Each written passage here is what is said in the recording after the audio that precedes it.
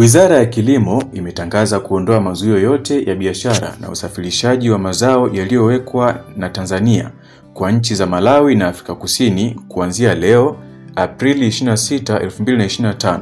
kwa kile ambacho serikali inaamini majadiliano yanayoendelea yataleta suluhisho.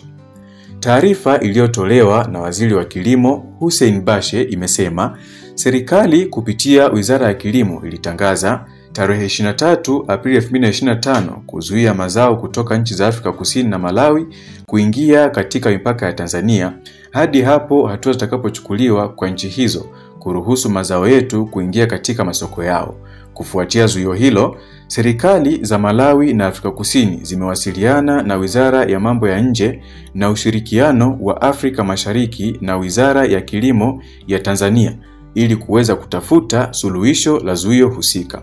Kuhusu zuio la Afrika Kusini, majadiliano ya wataalamu wa Wizara ya Kilimo kupitia Mamlaka ya Afya ya Mimea na Viuatilifu Tanzania na Wizara ya Mambo ya Nje na Ushirikiano wa Afrika Mashariki ya Tanzania yanaendelea kwa pamoja na mamlaka za nchi ya Afrika Kusini zinazohusiana na afya ya mimea na masoko. Serikali inawahakikishia wakulima na wananchi wa Tanzania kwa ujumla kuwa uhuru wa biashara ya mazao ya kilimo kulingana na matakwa ya afya ya mimea, rasilimali za nchi zilizopo na mahusiano mapana ya kidiplomasia kwa faida ya wote.